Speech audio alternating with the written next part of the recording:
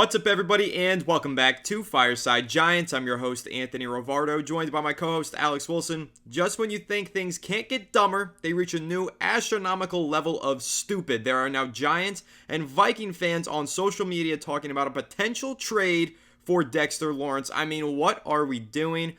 Are you guys kidding me? Like, seriously? Dexter Lawrence is like an arguable generational talent. He's been so good for the New York Giants for the last 5 years. The career trajectory that he's on, if he starts winning more games in his career, if the Giants get better, he could be a Hall of Famer when it's all said and done. And now there are some Giants fans thinking now's the time to move on from him. Trade him away, despite him being on one of the best contracts among all the best defensive players in the NFL. Some Giants fans think now's the time to trade him. And apparently there's a lot of Vikings fans on social media pushing for it, trying to get it to happen. This is just ridiculous. We're going to go ahead and react to it, unpack it, talk about how dumb it is, and just say, hey, Dexter Lawrence, the best player on the New York Giants, can't even dispute that in my opinion. He is the best player on this team, one of the best players in the entire NFL, especially at his position. Historically good player playing nose tackle. A trade sending Dexter Lawrence away from the New York Giants would be among the dumbest decisions the franchise could ever make. But maybe some of you disagree, and I'm curious to hear those thoughts down below in the comment section. But Alex, I got to hear your thoughts on this. What are your opinions on Giants fans who think Dexter Lawrence should be traded? I mean, my thought is pretty simple here. Go look at the Washington Commanders right now and go look at what a great quarterback can do to your organization overnight. The Giants trading Dexter Lawrence would be forfeiting the next couple seasons on defense, basically. You don't trade a player like this. He's arguably, if not definitely, the best defensive player in football. I just simply don't understand how people rationalize takes like this. I mean, the Vikings over here are just throwing names into the bucket saying, oh, like, we can go and get him. I saw someone say a second and a fifth round pick. Buddy, I want all of your first round picks for the next 5 years. The thing about draft capital, and if you're a Giants fan, you know this pretty well, most of the time it amounts to absolute jack shit. It ends up becoming nothing. Evan Neal is the biggest bust we've had in freaking years. Eric Flowers, even Daniel Jones. I mean, how many players have we ruined? How many players have not lived up to their expectations? You know, it's too soon to call it on a couple of guys that have been recent draft picks. Like Kayvon Thibodeau has shown flashes. You know, Deontay Banks is still young, second-year player. So I'm not going to go there. But, you know, with some of these older ones that didn't amount to anything, you don't trade elite defensive players for draft capital when you're a quarterback away from being a good football team. Malik Neighbors right now makes this offense competent. And by the way, Anthony, I watched, I think Nick Filato posted a video of all of Malik Neighbors' targets last week. This dude takes more hits than I've ever seen. And why is that? Because he's getting the ball so late that opposing defensive players are able to get to him so fast. He's taking massive hits. You know, it's not sustainable. And what do you know? He gets injured. So you kind of look at the situation the Giants are in right now, and they have the pieces to be a good football team. They have the pieces to really start to turn this thing around. I mean, Andrew Thomas, you have a superstar left tackle, or at least one of the best ones in football. You have a superstar defensive player. You have a superstar receiver. This team is a good quarterback away from being a good football team, and maybe another good secondary piece, to be quite honest with you. So if I'm the Giants, I'm swinging at the best quarterback on our board next draft class and praying to God it works out. Whether that's a Cam Ward. I'm not a big Shedeur Sanders fan. I know people are. I think his character in New York, it's just a matter of time before he starts blaming people. And he's a young guy, and they're going to lose faith in him. I don't trust him personally. I know a lot of people like Jalen Milroe. He's an interesting player, really, really quality, runner there. And if he improves with his arm, kind of gives me like early Josh Allen day vibes where like he was really inaccurate. But if he could get it down and he's got a cannon for an arm, and the running qualities are unparalleled, maybe he could be something special. Cam Ward a little bit more of a pocket passer and can do stuff on the move sometimes. So he's not known to be a runner. He's an underrated athlete, but you're not expecting him to be like a Jaden Daniels type of a runner or a Milroe type of guy. I think right now this team, if you hit on the right quarterback in the next 2 years, Dexter Lawrence is now your superstar defender. You have one of the best defensive fronts in football. You have a solid offensive line with a young quarterback on a rookie deal that you can sign other players and round out the weaknesses on this roster, and you're right back into the mix here. It really is. This team is a quarterback away from being competent. I genuinely believe that. I think a lot of people would.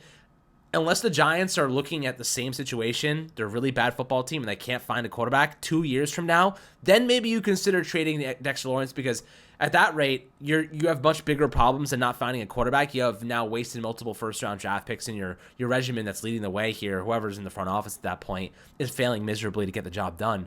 So, Anthony, looking at the situation at hand, I think this team is a quarterback away, just like most teams are, from being a good football team. Trading Dexter Lawrence right now, when you're building the kind of core of this team, the foundation, you're getting some value from these rookies this year and some mid-round picks from years past, it'd be the worst possible time. You're a quarterback away from being competent. Now's not the time to do something like this. Yeah, I'm interested to kind of react to that and give my take on where the Giants are and how a quarterback could maybe change the trajectory of their future. But first and foremost, I just want to kind of put this Dexter Lawrence trade rumor to bed. The Giants cannot trade Dexter Lawrence this season. It's as a ridiculous claim as any due to his contract. Right now, this season, he's playing on a $15 million cap hit, which in and of itself is beautiful. He has a $40 million cap hit this season, meaning that if the Giants did try to trade him, the amount of dead cap that they would be taking on would be astronomical. $21 million in dead cap in 2025. They would not save any money at all by making this trade. They don't have an out in his contract until next offseason, when they can finally trade him and save $17 million by trading him. So trading Dexter Lawrence now, financially irresponsible and almost impossible. And let's also just talk about the stats for a second, because I think a lot of Giants fans see the impact of Dexter Lawrence on the box score and don't necessarily take it a step further. Sure, he had 7.5 sacks last season, but he also has 81 total pressures when lining up at the 0 over the past 2 seasons. The next closest player has 16. So 81 pressures versus 16. It doesn't matter who you trade Dexter Lawrence away to and who you replace him with. The odds of them matching even half of his production are next to impossible. 81 pressures over 2 years lined up as a 0. Next best player over those 2 years, 16. That is honestly just ridiculous. According to PFF, over the last 18 seasons, he has been the most disruptive player at his position in the NFL.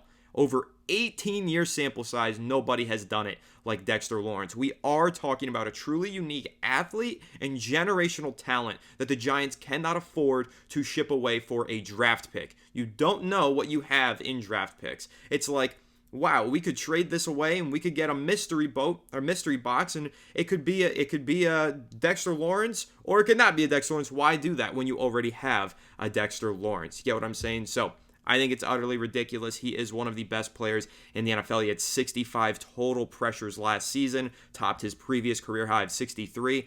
Guys, that wipes the floor with Brian Burns and Kayvon Thibodeau's career highs in pressures in a single season. And we're not even talking about an edge rusher. We're talking about a nose tackle who's putting up far more pressures in a single year than Kayvon Thibodeau or Brian Burns have ever dreamed to. And those are two good edge rushers in themselves. But Dexter Lawrence is on another level.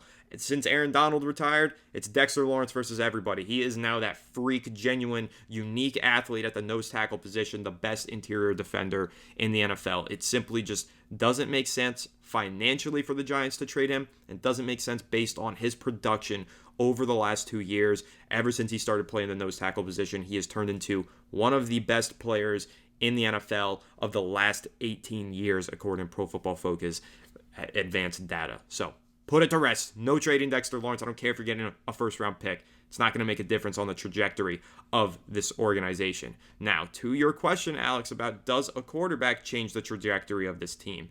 Are we a quarterback away? I made this point in the offseason, Alex. You might remember the Giants were 3 plays away from making the playoffs last year. They won 6 games. They lost the game against the Jets by 1 play. They lost the game against the Rams by 1 play. And there was another game at another point that season, the Bills game, when they had 2 opportunities on the 1-yard line. They lost that by 1 play. So they had 3 opportunities where, had they had a better quarterback in the lineup to make any of those 3 plays, the New York Giants win those 3 games. They had beaten the Packers this year, so they had a tiebreaker over the Green Bay Packers. Yeah, we're talking about the New York Giants being a wild card team rather than a top 10 drafting team. So are the Giants a quarterback away from being good? Absolutely. Like you said, I think almost every NFL team is a quarterback away from being good.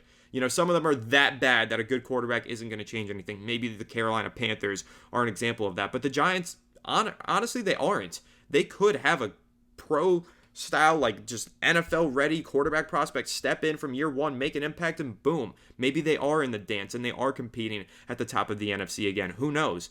At the very least, I know that maybe they're not a quarterback away from being Super Bowl contenders, but from making the playoffs or at least contending for the playoffs, based on last season, a couple close games were decided by the Giants not having a quarterback. If they get that quarterback, they might win some of those close games. They might make the playoffs in the coming years. And when you're in the playoffs, need I remind you, the last time the Giants were there, Dexter Lawrence was basically the MVP of that Minnesota Vikings game and helped lead us to the win. So I'm not trading away our best player. When we are that close to being a playoff team, our biggest playoff performer needs to remain on this roster. There's no way in hell that I am trading away Dexter Lawrence for a maybe in a draft pick.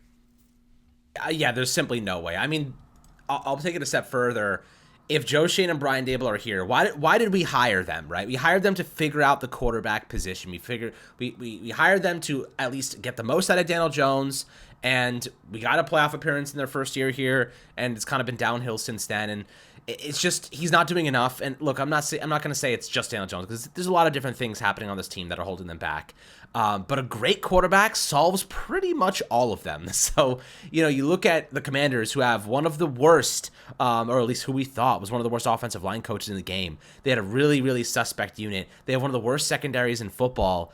Yet their offensive line ranks 4th in pass protection this year.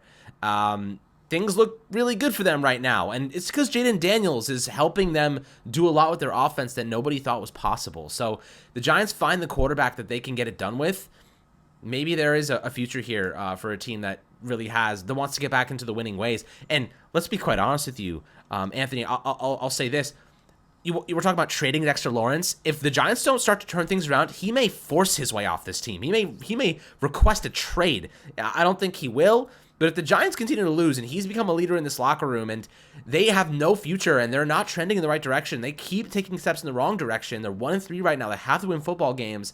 I mean, he could ask for a trade himself. You know what I mean? So, that's a possibility if they don't turn things around. And, at this rate, I think 2 years and then we'll have this conversation again. But we need to give the Giants a chance to draft a new quarterback. We have to see if they can hit on the next guy, because Daniel Jones' time is run out here. It's only a matter of time before he's gone. Whether you like him or not, this is his last year, barring him being a bridge quarterback next year, which still doesn't make any sense to me.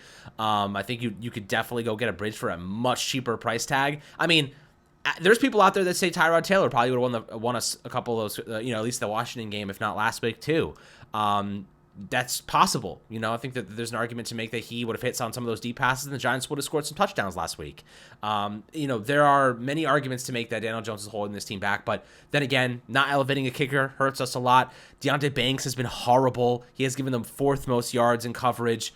4 touchdowns already on him. This is a situation where there's a lot going wrong at specific positions. But it starts and ends at the quarterback, and that's unfortunately the reality of a football team.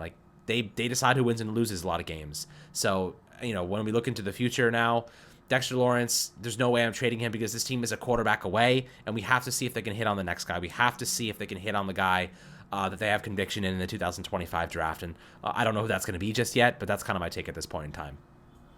Yeah, and I don't disagree with your take. I think the Giants absolutely need a reboot at the quarterback position, try and elevate their ceiling at that position, because if you do hit on a quarterback, it can change the trajectory of a team. The last point that I'll make, you mentioned Dexter Lawrence's potential ability to move out of the Giants, to force his way out. He really can't do that until next year, when that out in his contract becomes something that the Giants can take, because right now they're kind of handcuffed to him because of his contract. I don't think that they would trade him even if he requested a trade, just due to the nature of his contract. But you are right, Dexter Lawrence is a leader. He's very clearly sick and tired of all of the losing that the Giants have done. He wants this team to turn it around as soon as possible. If not, maybe he will start reconsidering his future with the organization. But then again, he signed that long-term deal. He's being paid very handsomely by the New York Giants. I think he's here to stay because of that, and also because of the fact that the Giants would honestly just be dumb to consider trading him away. Dexter Lawrence, one of the best players to play for the franchise